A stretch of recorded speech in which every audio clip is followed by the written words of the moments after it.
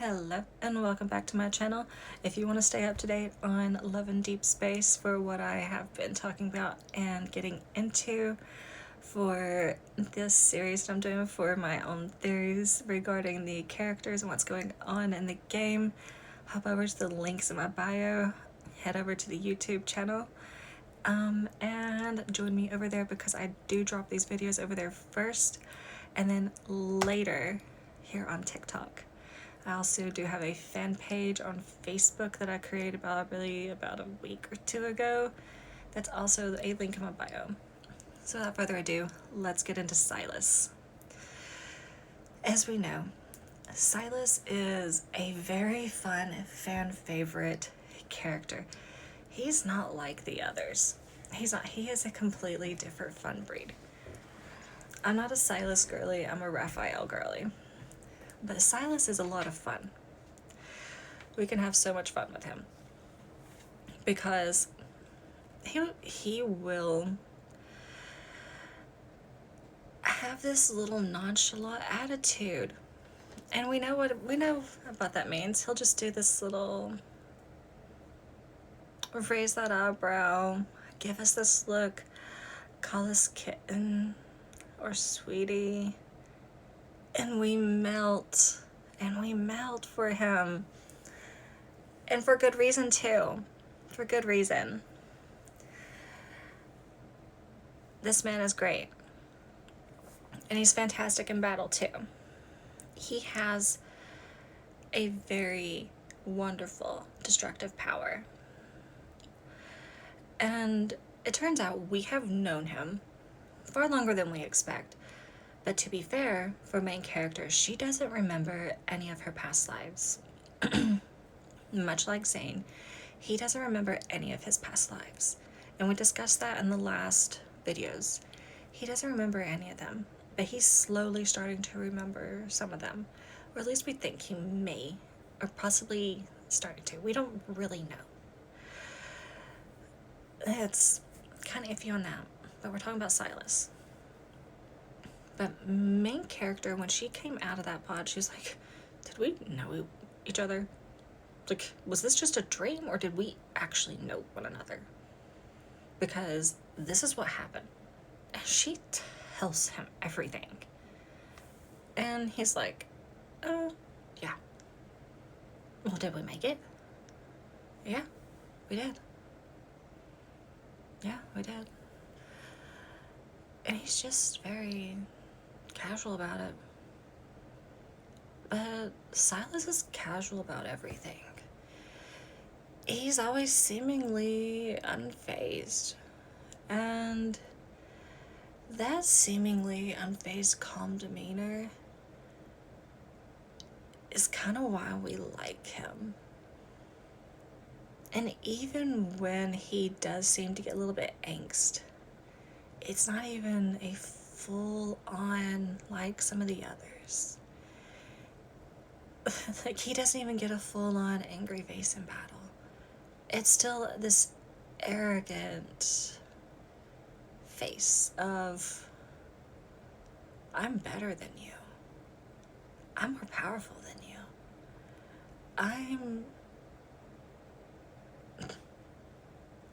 I'm gonna win this and make you wish you never challenged me. He knows what he can do because he stands there. Even when you watch him in battle, he'll have one hand in his pocket and just use one for fighting. He may pull out the other one, may not. But this man, he's skilled. He's also a skilled artificer. Yes, I put every single one of the characters in D&D classes. If you want to see them, you can head over to the link in my bio and find me on Instagram. I did put them in D&D classes, and he would be a fantastic artificer. Anyways, this man knows what he's doing. And he has even pointed out that Miss Hunter, main character's weapons, they're not as good as what he can provide her. And he provides her with better. And she's like, I can't accept these. These are from the N109 zone. Do you want me to lose my job? Do you want me to get fired? Do you want bad things to happen to me? Like, and he's like, just accept them. You need them. You're going up against wanderers, and they're getting worse. These are better than what the Hunter Association is providing. He says them in a more classy and, Silas fashion. But he's right.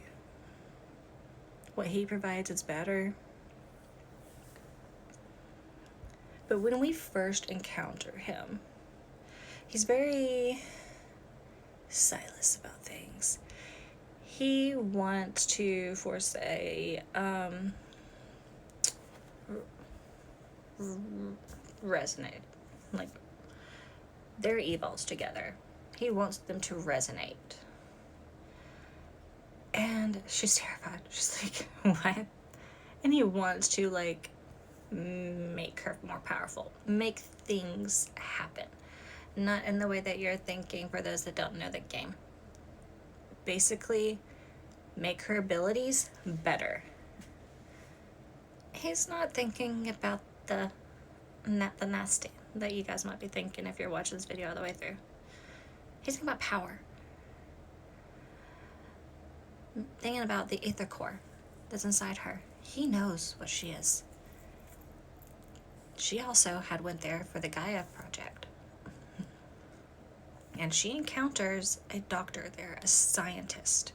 I wouldn't even call him a doctor, I guess a scientist. Unless he has his doctor's degree, I don't know. But she encounters a scientist there that knew her grandma as she's trying to get answers.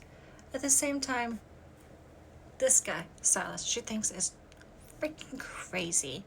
She's like, you're not doing that. I'm not doing that. What are you talking about?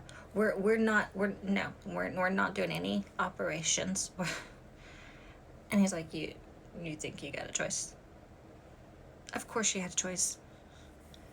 He was just trying to freak her out and get her to actually resonate. And then the scientist is just like, so it's not gonna work because actually she's scared of you. And so I was just like, what? He's like, yeah, it doesn't seem like it's gonna work. He's like, oh. Well, let's try going into battle. Maybe it'll work then. So then they actually fight. They fight a wanderer. And it's still not working. But she realizes, as you're going further into the N109 zone stuff, that the only way she's going to get any more answers, to get any more aether cores, protocores, anything to take back to the Hunters Association and get answers that she needs, she has to stick with Silas. The people there are scared of Silas. Silas knows where everything's at. He has answers, and he can get answers. She's going to stick to him like glue. He has his ways to get into stuff. And she's realizing he might not be that bad. He's just a little weird. But she gets what she needs. And she does end up resonating with him because, lo and behold, they have to fight a very big wanderer, and it's kind of a life for a moment. But they do resonate. And she finds out that this guy is not that bad. And she ends up depending on him more than once. So she continues to go back and forth, talking to him, and going to the N109 zone. But we're cutting into a longer time, so I'm going to hop into the next part. I want to talk a little bit more about Silas.